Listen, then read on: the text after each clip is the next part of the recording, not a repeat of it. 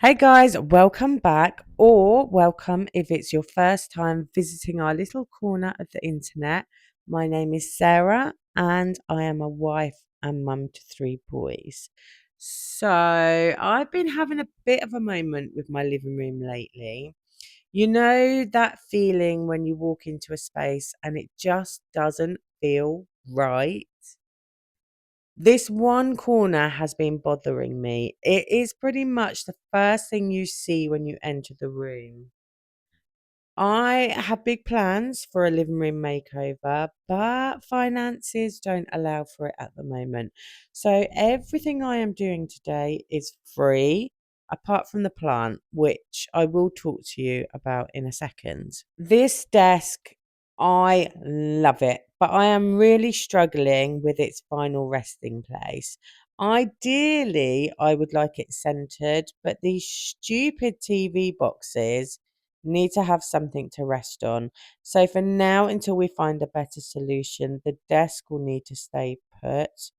I am on the hunt for a captain's desk chair, which is actually proving hard. So until then, the dining chair works perfectly fine. I had been storing the printer just off to the side of the desk, but realised it would fit under the desk, which is perfect because the chair blocks the view of it and it frees up some space.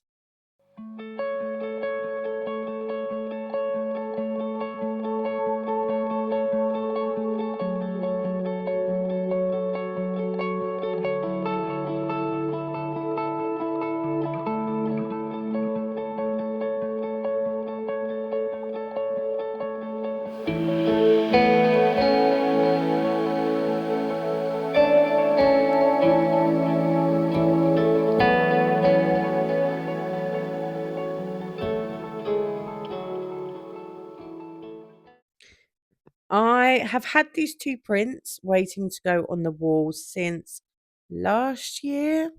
There's two reasons why they never made it onto the walls. The first is that I needed to pop some wire on the back to hang them, which is an easy enough task. But the main reason for my procrastination is our house is basically a concrete bunker.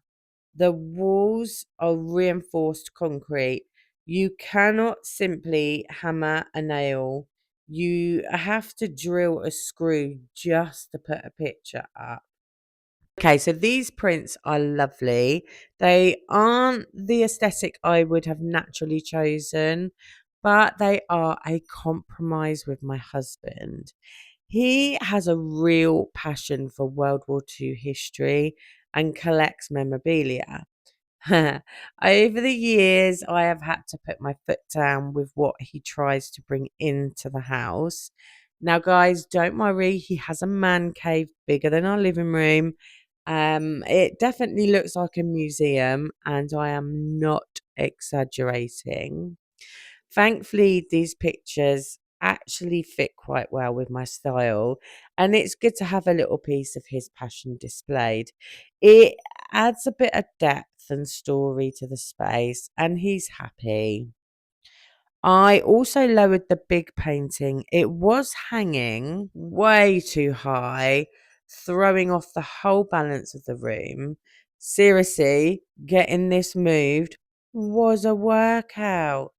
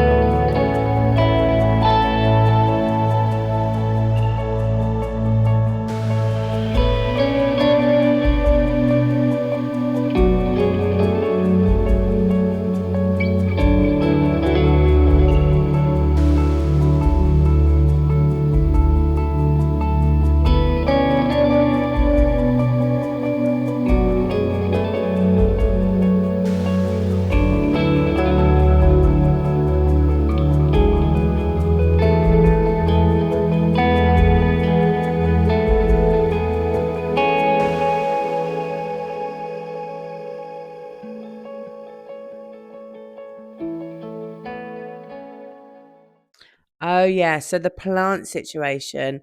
My beloved real plant baby that I nurtured for years was sadly sacrificed to the feline overlord of this house. My cat just couldn't resist playing Tarzan, so I had to say goodbye. Not to the cat, the plant, of course. I found this gorgeous fake replacement from Matalan, and in real life, it's quite convincing. Of course, my real plant was big and beautiful, so nothing will compare.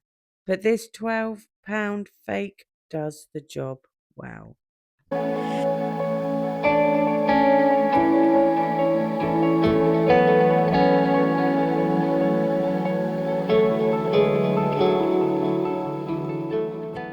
Honestly, I'm happy with how this little corner has turned out.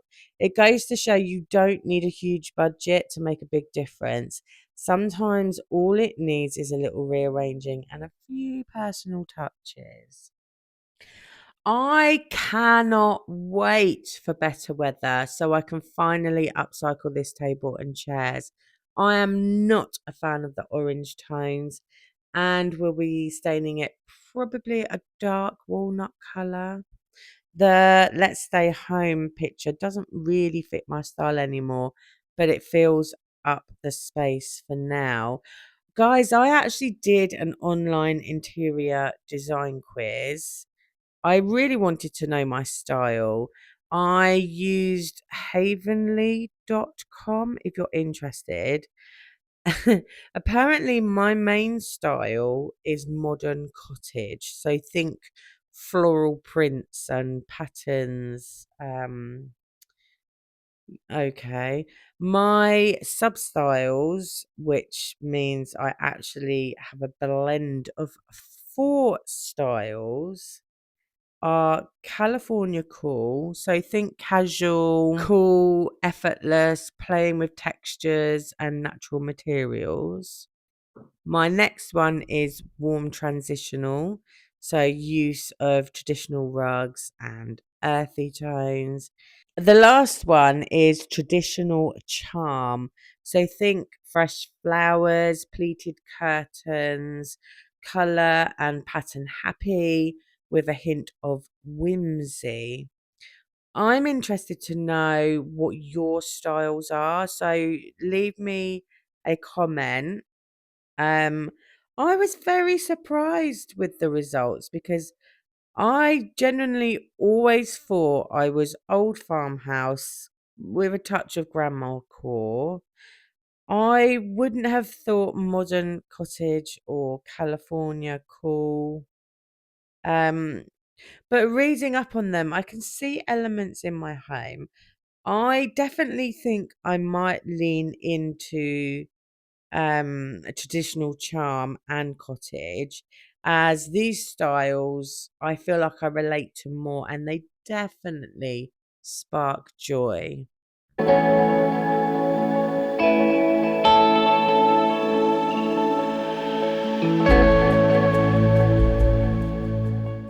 So let's recap. We moved the desk, we added some personality to the walls with my husband's World War prints. We conquered the concrete walls to lower the art print, found a fake plant to replace my beloved real one, and all this for just £12.